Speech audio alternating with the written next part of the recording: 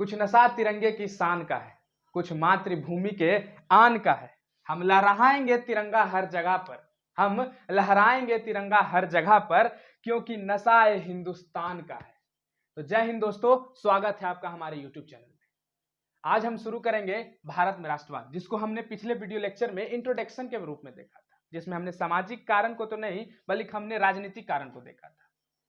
आज उसी के परिप्रेक्ष्य में हम आर्थिक कारण और धार्मिक कारण को देखने का प्रयास करेंगे कि किस प्रकार आर्थिक कारण, किस प्रकार सामाजिक कारण और किस प्रकार धार्मिक कारण ने अपना प्रभाव डाला, उस चीज को समझने का प्रयास करेंगे। तो आइए शुरू करते हैं हमारा आज का वीडियो लेक्चर। आर्थिक कारण, सबसे पहले आर्थिक कारण मतलब कहने का मतलब इसके पीछे कोई कारण तो होगा ना। आर्थिक कारण कहने का मतलब ब्रिटिशों के द्वारा अर्थव्यवस्था के रूप में, मतलब हमारे जेब के अर्थ में, हमारे जेब से व्यय के अर्थ में, हमारे ऊपर कर के अर्थ में जो भी प्रकार का टैक्स लगाया गया था, जो भी प्रकार का नियम लगाया गया था, उसी को हम कहते हैं आर्थिक कारण। और उसी आर्थिक के कारण जो लोगों में असंतोष की भावना जगी, जो वहां के राष्ट्रवादियों की भावना को जगाया, उसी के कारण हम पढ़ेंगे वो क्या था, आर्थिक कारण। और उसी कारण से क्या हुआ था, राष्ट्रवाद की भावना जगी थी।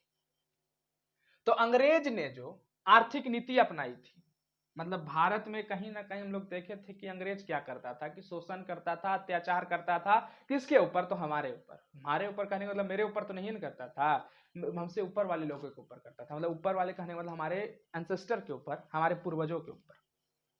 तो अंग्रेज ने जो आर्थिक नीति अपनाई उससे काफी धक्का मिला था। किसको मिला था? हमें मिला था, मतलब हम भारतीयों को मिला था। जिसको सबसे ज्यादा प्रभाव अगर देखा जाता है तो किसान में, किसान के द्वारा, उसके बाद फिर कामगार जो अपने रोजमर्रा की जिंदगी में कुछ अपने जीवन यापन करने के लिए काम करते थे, या कोई अलग पुरुष की स्थिति बिगड़ने लगी थी, उसी के समय में क्या होने लगी, पूरी स्थिति चरमरा गई थी, पूरे भारत की स्थिति। क्यों? क्योंकि भारत में आकर आर्थिक शोषण किया कौन? तो ब्रिटिशर किया। और वही चीज हमको देखने को मिला और स्थानीय बंदोबस्त को लाया गया। किसके द्वारा? तो ब्रिटिशर के द्वारा। और क्या बोल दिया गया कि तुम जमींदार, मतलब भारत का ही जमींदार को बोल दिया गया कि तुम वहां के लोगों से टैक्स लो, वहां के लोगों से कर लो। किसके रूप में? जमीन के रूप में।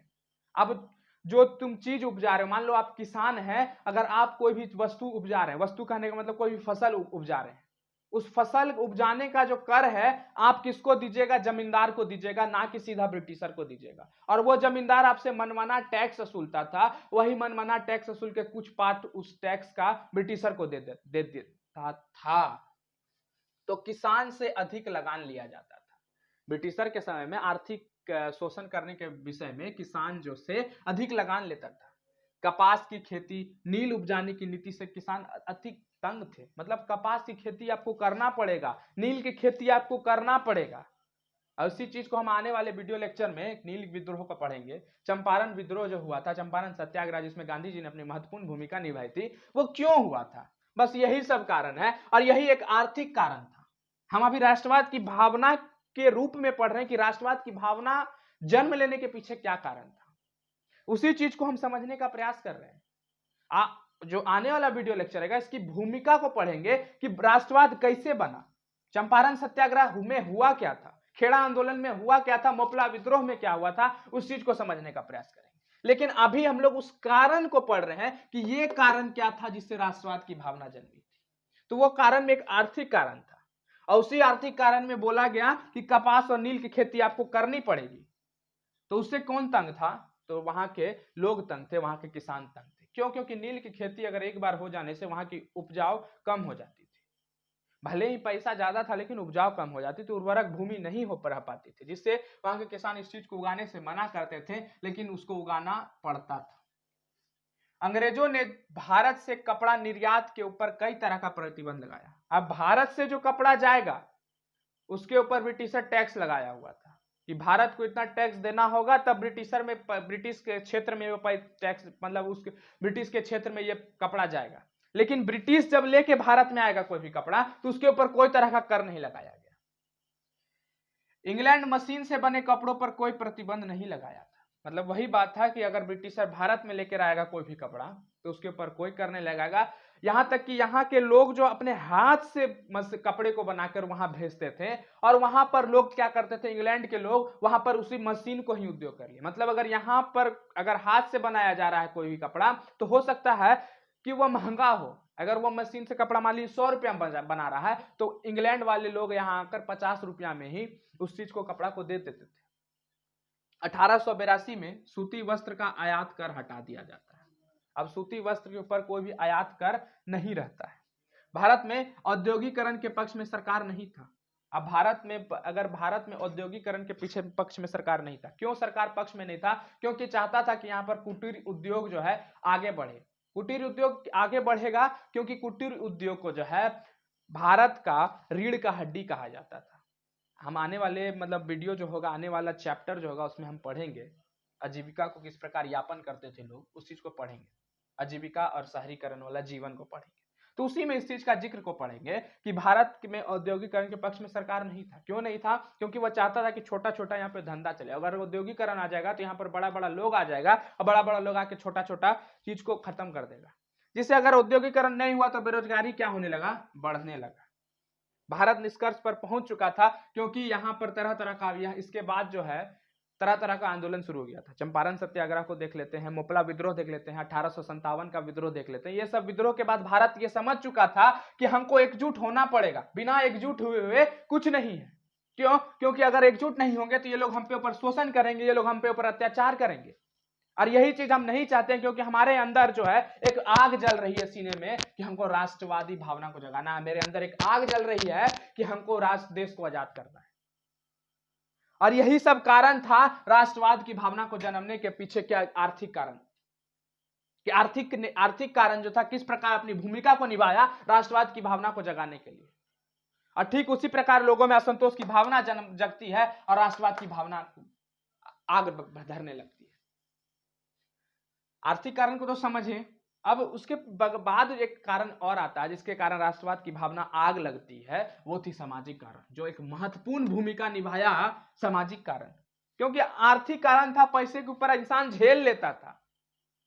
चलो ठीक है, हम मेरे ऊपर तो हमको कर लगाए, लेकिन हमको तो उतना उपज तो हो जा रहा है। राजनीतिक कारण था, अरे ठीक है शोषण कर रहे हो, कोई दिक्कत नहीं, हमको तुम राजनीति नहीं करने दे रहे हो, मेरा राजनीतिक में कोई पक्ष नहीं है, मैं हमको राजनीति में तुम कोई तरह का अपना व्यवहार नहीं दे रहे हो, चलो कोई दिक्कत नहीं, ये भी हम सह लेते हैं। लेकिन भारत अपने आन पर कभी भी बात नहीं आने देता है, और जिस दिन भारत के आन पर बात हो गया तो देख लीजिए आज हमारा भारत कहां पर है और हम कहां पर है। तो वही बात था सामाजिक कारण में।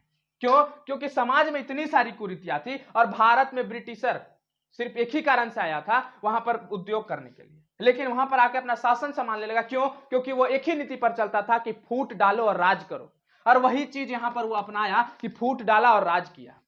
कैसे? तो समाज में बहुत सारी कुरीतियां थी, वो कुरीतियां में समाज का विभाजन कर दिया हिंदू और मुस्लिम में।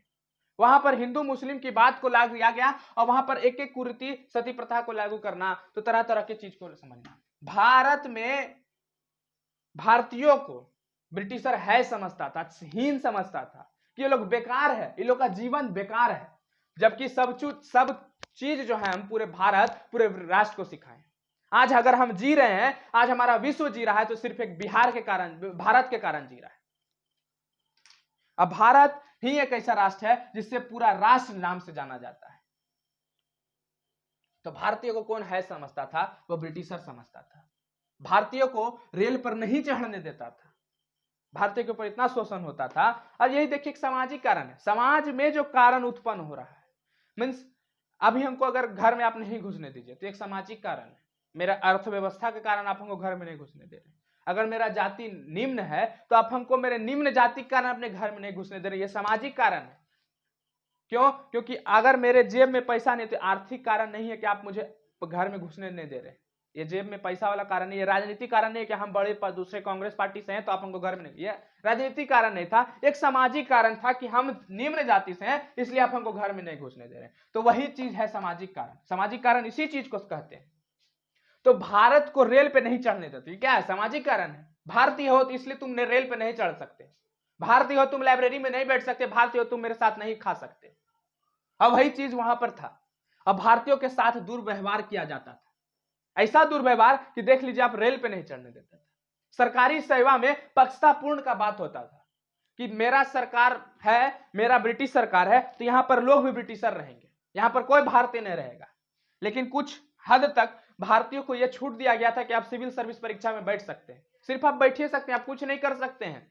क्यों? क्योंकि सिविल सर्विस परीक्षा में आप बैठ सकते हैं, लेकिन आपको चुनेंगे तो चुनबे करेंगे, लेकिन फिर चुन के हटा देंगे, या तो चुनबे नहीं करेंगे। चुनना भी कठिन था।